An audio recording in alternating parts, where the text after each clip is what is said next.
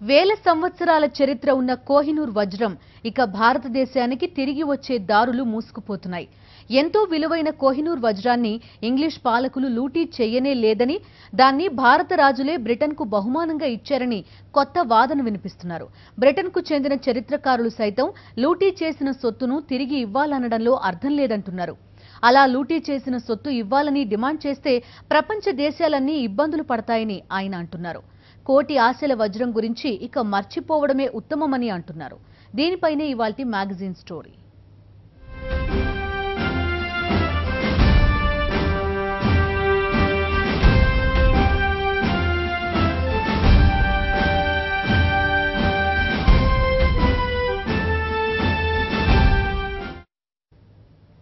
British మహారాణి కిరీటంలో ఉన్న Kohinoor diamond ను వాపస్ తేవాలంటూ డిమాండ్లు సుప్రీంకోర్టు తలుపులు ఎందుకు తట్టాయి? కోహినూర్ వజ్రం భారతీయులకు ఎందుకంత అపూర్వమైంది? ఒరిజినల్ గా 793 క్యారెట్ల వజ్రం కోహినూర్ ఎందుకు 105 క్యారెట్లకు కుచించుకుపోయింది? మన డైమండ్ మనకు దక్కేనా? ఈ స్టోరీ చూడండి. భారతదేశ చరిత్రకు అద్దం పట్టిన కోహినూర్ వజ్రం వయసు 5000 సంవత్సరాలు. దొరికింది గుంటూరు జిల్లా కొల్లూరు గనిలో. కోహినూర్ వజ్రం అసలు యజమానులు తెలుగు సామ్రాజ్య పాలకులు కాకతీయులు.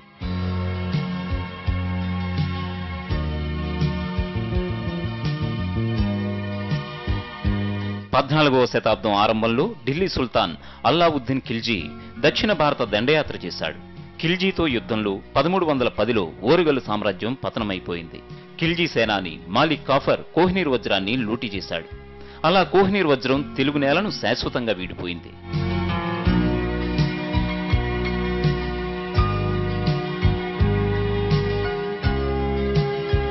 అనంతరం 1526లో బాబర్ స్థాపించిన మొఘల్ వంశం పాలనలో కోహినూర్ వజ్రం ఓ భాగమైంది. దీనిని బాబర్ కా హీరా అని అప్పట్లో వ్యవహరించేవారు. బాబర్ కొడుకు హుమాయూన్ కోహినూర్ తమ వద్దకు ఎలా చేరిందో తొలిసారి చరిత్రలో నమోదు చేయించారు. కోహినూర్ వజ్రం మొఘల్ రాజుల వద్దే 200 ఏళ్ల వరకు ఉంది.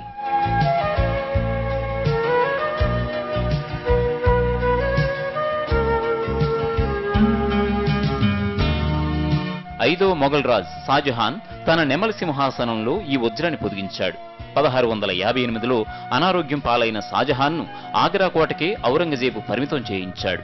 ఓ విధంగా బంధించాడు. షాజహాన్ పెద్ద కొడుకు దారా షికో సెక్యులర్ భావాలు కలిగినవాడు. అది నచ్చని ఔరంగజేబు అతను ముస్లిం కాదంటూ 1659లో చంపించి తను ఢిల్లీ సింహాసనాన్ని అధిష్ఠించాడు. అలా ఔరంగజేబు వశమైంది కోహినూర్.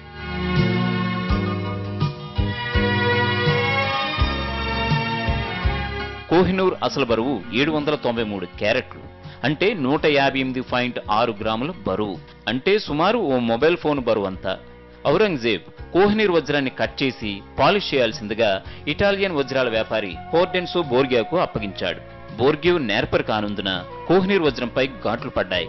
పైగా దానిని 186 క్యారెట్లకు తగ్గించాడు, అంటే 37.2 గ్రాముల బరువుకు తగ్గించాడు. దానికి ఆగ్రహించిన ఔరంగజేబ్ బోర్గియాకు 10,000 రూపాయల జరిమానా విధించాడు.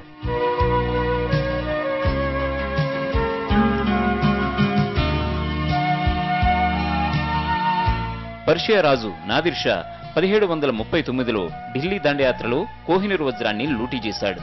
అలా కోహినూర్ ఇరాన్కు వెళ్లిపోయింది. నాదిర్ షా దానికి కోహినూర్ అనే పేరు పెట్టారు. కోహినూర్ అంటే వెలుగుల కొండ అని అర్థం. నాదిర్ షా కాలంలో కోహినూర్ విలువను తొలిసారి లెక్కించమని తన దర్బార్లోని ఎక్స్పర్ట్లను ఆదేశించారు. ఒక మనిషి 5 రాళ్లను తీసుకుని తూర్పు, పడమర, ఉత్తర, దక్షిణ దిశలలో విసిరాక చివరి రాయిని ఆకాశం వైపు విసిరాలి. ఈ రాళ్ల మధ్య దూరాన్ని ఎంత బంగారం, రత్నాలతో నింపుతామో అంత విలువ కోహినూర్దని వారు లెక్కించారు.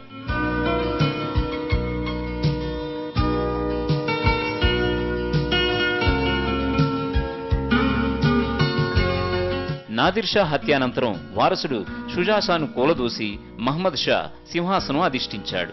షుజా షా సైన్యాధికారి అహ్మద్ షా దురానీ పంజాబ్కు పారిపోయి వచ్చి లాహోర్లో తలదాచుకున్నారు.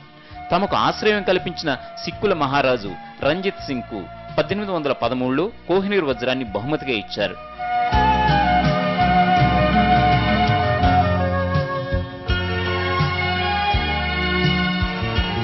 ఒడిశాలోని పూరి జగన్నాథ్ ఆలయానికి అందజేయాల్సిందిగా రంజిత్ సింగ్ తమ వీలునామాలు రాశారు. రంజిత్ సింగ్ మరణాంతరం బ్రిటిష్ వారు ఆయన కోరికను తీర్చలేదు.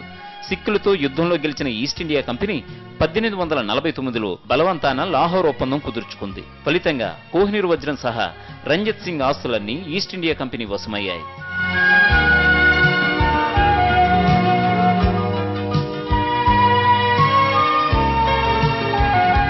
కోహినూర్ వజ్రం తమ గడ్డకు చేరడాన్ని నేటి బ్రిటిష్ వారు కూడా హర్షించడం లేదు. ఈ వజ్రం మూలాన అనేక యుద్ధాలు వస్తున్నాయంటూ ఒకప్పటి భారత గవర్నర్ జనరల్ డల్హౌసీ నమ్మారు. అందుకే రంజిత్ సింగ్ చిన్న కొడుకు మహారాజా దులీప్ సింగ్ ద్వారా బ్రిటిష్ మహారాణి విక్టోరియాకు బహుమానంగా ఇప్పించారు. అందుకోసం 13 ఏళ్ల మైనర్ దులీప్ సింగ్ ఈ బహుమానాన్ని అందించేందుకు ఓడలో ఇంగ్లాండ్కు ప్రయాణించారు.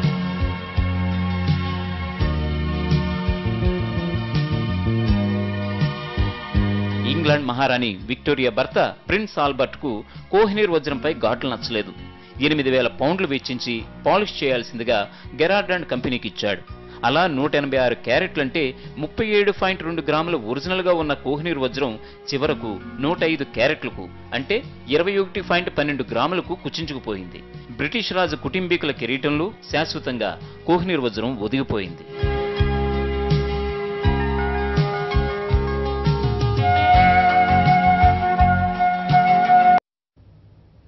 కోహినూర్ని బ్రిటన్ లూటీ చేసిందా? సింహళ రాజధాని అనురాధపురతో పాటు ఇండోనేషియాని రాజరాజ చోళుడు లూటీ చేశాడా? చరిత్రలో ఎప్పుడో జరిగిన లూటీ ధనరాశుల్ని ఇప్పుడు వాపస్ చేయాలంటూ డిమాండ్ చేయడం అర్ధరహితమా? అవునని అంటారు చరిత్రకారుడు విలియం డార్లింపుల్. ఆయన మాటల్లోని అంతరార్థమేంటో మీరే చూడండి.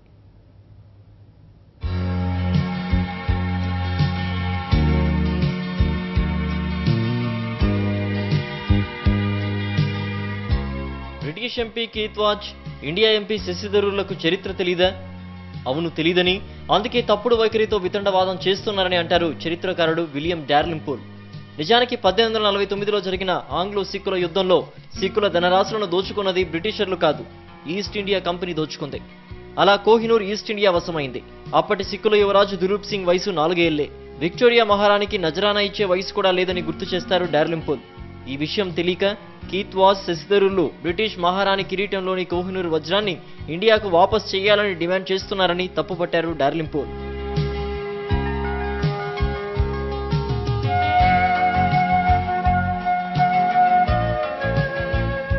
ఆ మాటకొస్తే పర్షియా రాజు నాదిర్ షా 1739లో ఢిల్లీ దండయాత్రలో మొఘల్స్ ని ఓడించాక కోహినూర్నే కాదు, అలాంటి మరో వజ్రం దర్యానూర్, నెమలి సింహాసనం తదితర 10,000 బంగారు వజ్రాల ఆభరణాలను లూటీ చేశాడు.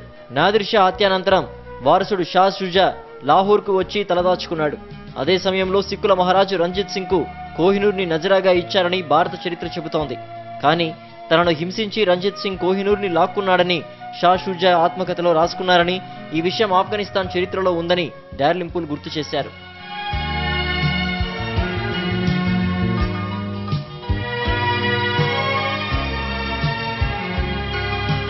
British MP Keith Vaz, India MP Shashi Tharoor కోరుతున్నట్లు కోహినూర్ని వాపస్ చేయాలంటే ఎవరికి ఇవ్వాలి? ఇరాన్కా, ఆఫ్ఘన్లకా, ఇండియాకా? లాహోర్ ఇప్పుడు పాక్లో ఉంది కాబట్టి పాకిస్తాన్కు ఇవ్వాలా అని డార్లింపుల్ ఎదురు ప్రశ్న వేశారు. ఆ మాటకొస్తే నాదిర్ షా లూటీ చేసిన దానిలో ఇప్పటికీ ఇరాన్లో మ్యూజియంలో ఎక్కువ భాగం ఉన్నాయని, ఒట్టోమన్ రాజుకు నజరాగా ఇచ్చిన ఆభరణాలు ఇస్తాంబుల్ మ్యూజియంలో ఉన్నాయని, జార్ చక్రవర్తికి నజరాగా ఇచ్చిన కొన్ని ఆభరణాలు రష్యాలోని సెయింట్ పీటర్స్బర్గ్ మ్యూజియంలో ఉన్నాయని డార్లింపుల్ గుర్తు చేశారు.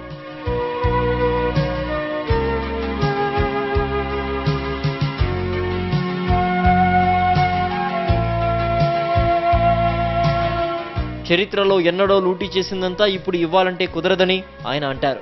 1000 ఏళ్ల క్రితం తమిళరాజు రాజరాజ చోళుడికి బలమైన నౌకాదళం ఉండేదని, తరచూ శ్రీలంక, ఇండోనేషియాలను లూటీ చేసేవాడని డార్లింపుల్ గుర్తు చేస్తారు. సింహళ రాజధాని అనురాధపురంలో బుద్ధ విగ్రహంలో కళ్లుగా అమర్చిన వజ్రాలను రాజరాజ చోళుడు లూటీ చేశారనే వాదనతో ఇండియా నుండి పరిహారాన్ని శ్రీలంక కోరితే ఎలా?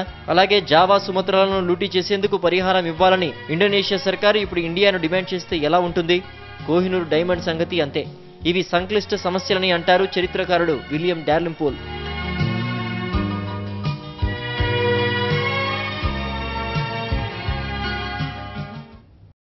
ప్రపంచంలో అత్యంత విలువైన వజ్రం కోహినూర్ని అసలు వారసులకు ఇవ్వాల్సి వస్తే అది తెలుగు నేలకు రావాల్సిందే.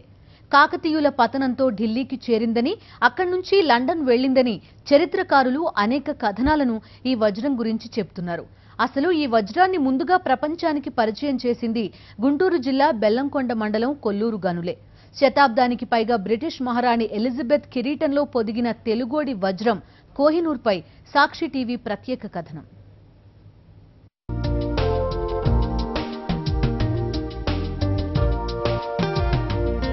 గుంటూరు జిల్లా బెల్లంకొండ మండలం నుండి సుమారు 30 కిలోమీటర్ల దూరంలో ఉంది కొల్లూరు గ్రామం.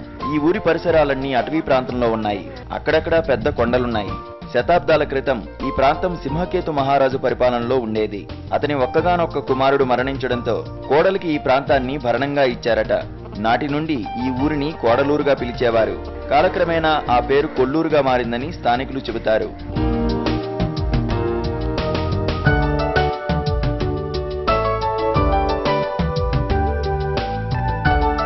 పూర్వం ఈ ఊరిని తిప్పయ్య శెట్టి, మల్లయ్య శెట్టి అనే ఇద్దరు కౌలుకు తీసుకుని ఈ ప్రాంతంలో వజ్రాల అన్వేషణ చేశారు.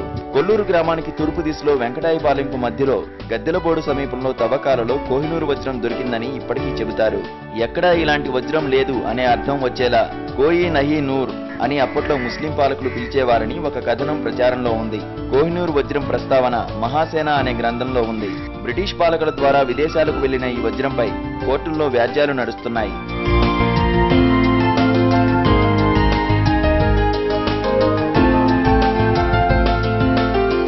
మన దేశానికి సంబంధించిన ఈ కోహినూరు వజ్రం అసలు విలువ వేల కోట్ల రూపాయలని లెక్కిస్తున్నారు. కానీ అదొక అమూల్య వజ్రం. ఈ అమూల్య సంపదను స్వదేశానికి రప్పించేందుకు కేంద్రం ఎలాంటి ప్రయత్నాలు చేయకపోవడం విచారకరమని స్థానికులు ఆందోళన వ్యక్తం చేస్తున్నారు. ఇతర దేశాల్లో ప్రఖ్యాతి చెందిన ఈ వజ్రాలు దొరికిన ప్రాంతం కృష్ణానది తీరాన ఉన్న కొల్లూరే. ఇంగ్లీషు వారు కూడా బోట్లలో వచ్చి నదీ గర్భాన పెద్ద యంత్రాలతో వెతికి వెళ్లిన ఘటనలు కూడా ఇక్కడ చాలానే ఉన్నాయి. వర్షాకాలంలో ఇప్పటికీ వజ్రాల వేట కొనసాగుతోంది. కాబట్టి జనసంచారం కూడా ఆ కాలంలో ఎక్కువగా ఉంటుంది. అనేక మంది స్థానికులకు కూడా వజ్రాలు దొరికాయని ఇక్కడ వారు చెబుతారు. కొల్లూరు నుండి వెంకటాయపాలెంకు మధ్యలో అటవీ ప్రదేశంలో 5 మైళ్ల ప్రాంతంలోని పాడుబడిన ఓ బావిలో వజ్రాలు లభ్యమవుతాయని ఇక్కడి వారు ఇప్పటికీ నమ్ముతారు. అంతేకాక కొల్లూరు గ్రామం పులిచింతల డ్యాము నిర్మాణంలో మునిగిపోయే ప్రమాదం ఏర్పడింది. అందుకే నిర్వాసితులకు బెల్లంకొండ అడ్డరోడ్డులో ప్రభుత్వం గృహ వసతులు కల్పించింది. ఈ గ్రామస్తులందరూ పునరావాస ప్రాంతానికి కోహినూర్ అని పేరు పెట్టుకున్నారు కూడా. గుంటూరు జిల్లా బెల్లంకొండ మండలం కొల్లూరు గ్రామంలో కోహినూరు వజ్రం దొరికింది. ఆ కోహినూరు వజ్రము న్యాయంగా కోళ్ళూరు అనే గ్రామం కాదండి, దానికి పురాతనంలో కడలూరు అనేవాళ్ళు. ఆ కడలూరుని సింహకేత మహారాజు పరిపాలన టైంలో యుద్ధంలో కుమారుడు చనిపోతే కోడలు కరుణం ఇవ్వటం జరిగింది. అది కోడలూరు కోడలూరు కోడలూరు కోడలూరు అంటం జరిగింది. ఆ కోళ్ళూరు కోళ్ళూరు కోళ్ళూరు కోళ్ళూరు కోళ్ళూరుగా మారింది. ఆనాడే తిప్పయ్య శెట్టి, మల్లయ్య శెట్టి అనే వాళ్ళు వజ్రాన్వేషణ కోసం లీజుకు తీసుకుని మొత్తం కూడా అన్వేషణ చేసుకున్నారు. ఆ దరిమిలా రాజుల పరిపాలన టైం అంతరించిపోయిన తర్వాత ముస్లిం పరిపాలన టైం వచ్చింది. ముస్లిం పరిపాలన టైంలో కూడా అక్కడ ఒక చక్కని వజ్రం దొరికింది. దాని వాళ్ళు హిందీలో ఏమన్నారంటే కోయి నకి నూరు అన్నారు. కోయి అనగా ఎక్కడ, నకి అనగా లేదు, నూరు అనగా వజ్రం అంట. ఆ కోయి నకి నూరే ప్రపంచ ప్రఖ్యాతిగాంచిన కోహినూరు వజ్రం. ఇప్పుడు కోళ్ళూరుకి తూర్పు భాగంలో ముందుకు వచ్చిన తర్వాత వెంకటాపాలెం రోడ్డు ఉంటుంది. వెంకటాపాలెం నుంచి వెంకటాపాలెంకి 5 కిలోమీటర్ల లోనికి వచ్చిన అడవిలోకి వచ్చిన తర్వాత బంగ్లాబోర్డు ఒకటి ఉంటుంది. బంగ్లాబోర్డులో అది బ్రిటిష్ వాళ్ళ టైంలో ఇప్పుడు ఆ బాయిలు దొరికింది కదా, వజ్రాలు కడిగింది బాయిలుగా ఉండేది. దాదాపు 30, 40, 50 బాయిలు దాకా ఉంటాయి ఆడ. మొత్తం దాంట్లో వజ్రాలుగా దొరికినది ఆడ బ్రిటిష్ వాళ్ళు వేసిన బంగ్లాగా ఉంటుంది అన్నమాట, పెంకుటిల్లు బంగ్లా. కొన్ని ఆధారాలుగా దొరుకుతాయి ఆడ. పెదకూరపాడు నియోజకవర్గంలో ఆధ్యాత్మిక ప్రదేశం అమరావతిలో బుద్ధుడి విగ్రహాన్ని ఏర్పాటు చేయడం, ఇక్కడే బౌద్ధ స్తూపం ఉండడంతో బౌద్ధ పర్యాటకులు పెద్ద సంఖ్యలో ఇక్కడికి వస్తారని అంచనా. అలాగే ప్రపంచ ప్రఖ్యాత కోహినూరు వజ్రాన్ని కూడా ఇక్కడికి మళ్లీ తెప్పిస్తే తప్పనిసరిగా ఈ ప్రాంతం ప్రపంచ ప్రఖ్యాతి గాంచుతుందని స్థానికులు విశ్వసిస్తారు. ఆ బాధ్యత ఇప్పుడు కేంద్ర రాష్ట్ర ప్రభుత్వాలపై ఉంది. సాక్షి న్యూస్, పెదకూరపాడు, గుంటూరు జిల్లా. ఇది ఇవాల్టి మ్యాగజైన్ స్టోరీ. మరో ఇంట్రెస్టింగ్ టాపిక్ తో కలుద్దాం. Stay tuned.